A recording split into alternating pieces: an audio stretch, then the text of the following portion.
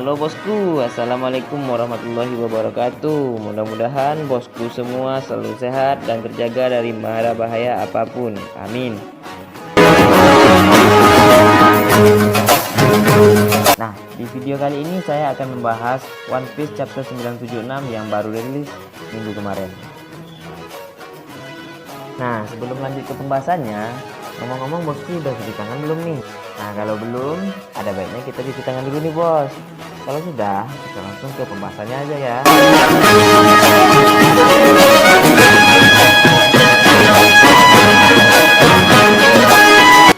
Sebelumnya, tepat pada 1 April kemarin, penggemar dihebohkan dengan spoiler yang mengejutkan nih bos. Pasalnya, dalam spoiler One Piece 976 sebelumnya, dikabarkan Sabo telah ditangkap oleh Fujitora dan Ryukyu. Selain itu, Carrot dikabarkan juga sebagai pengkhianat.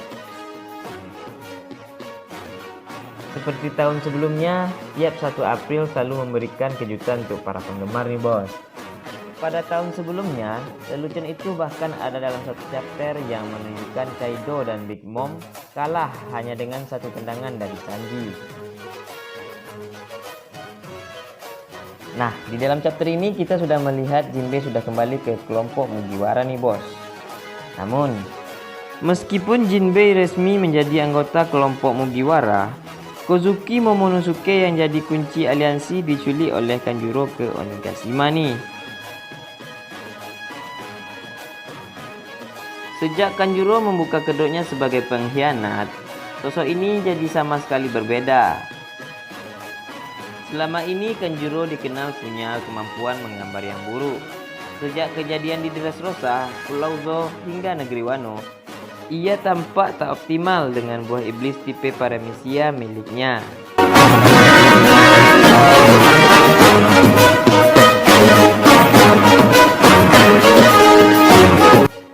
Dalam One Piece chapter 974 dan 975, terbukti bahwa Kanjuro selama ini hanya mengakali Akazaya 9. Selama menyamar, ia menggunakan tangan kiri untuk menggambar sehingga gambarnya demikian jelek.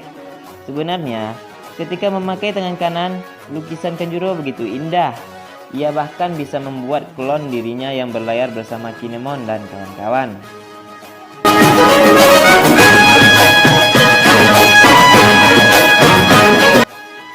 Kemampuan lukis Kanjuro yang luar biasa ini digunakan untuk menculik Momonosuke dan membawanya ke Onigashima, tempat Kaido dan Orochi mengadakan festival kembang api. Langkah ini harus diambil Kanjuro karena ia tidak punya pilihan. Bertahan di Pulau Tokage tanpa adanya tokoh kuat dari bajak laut Kaido hanya akan membuatnya mudah dihancurkan kubu aliansi.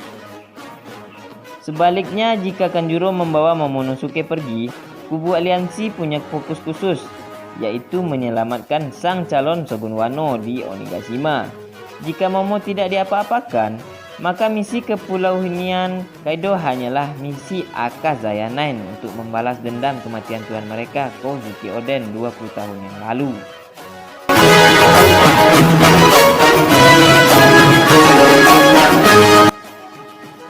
Di sisi lain, bagi Momonosuke, diculik ke Onigashima akan membuatnya semakin dewasa. Momo sudah ditakdirkan akan menjadi shogun baru di Wano di akhir arc ini dalam usia yaitu 8 tahun.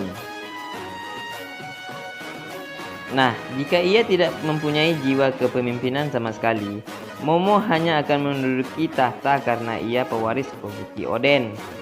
Tak lebih dari itu, padahal sang ayah demikian dihormati baik kawan maupun musuh.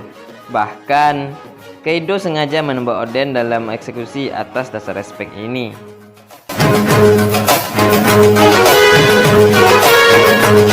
Sejak awal kemunculan Momo dalam One Piece, diketahui dia berasal dari Wano. Sudah banyak yang menghubungkan dia dengan Momotaro, yaitu tokoh dalam cerita rakyat Jepang yang memiliki Kibidango untuk menaklukkan iblis yang tinggal di Onigashima. Jalan cerita Momonosuke meski akan berliku pasti akan berujung sama. Dialah yang kelak akan mengalahkan Kaido dengan cara yang wajar untuknya. Momonosuke adalah pemakan buah iblis buatan Smile Naga. Buah ini ibaratkan tiruan buah iblis yang dimakan oleh Kaido, Mythical Zoan jenis naga.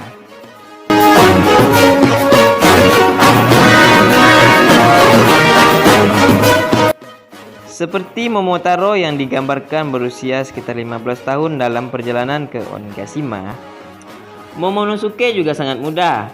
Tidak dapat dikesampingkan, kelak setelah Age Wano berakhir dan satu demi satu misteri Wild of terungkap, Momonosuke akan memimpin rakyat Wano untuk membantu Luffy sebagai titisan Joy Boy. Penculikan Momonosuke akan menjadi awal kedewasaannya. Bahkan, ia harus mengatasi masalahnya sendiri tanpa ditolong oleh Kinemon, Akaya Zanain, kelompok Mugiwara, atau bahkan kubu aliansi. Jalan itulah yang dipilih oleh sang ayah Kozuki Oden ketika hendak membuka perbatasan Wano untuk dunia luar dengan menolak bantuan dari bajak laut terkuat saat itu, bajak laut Roger, pimpinan Goldie Roger.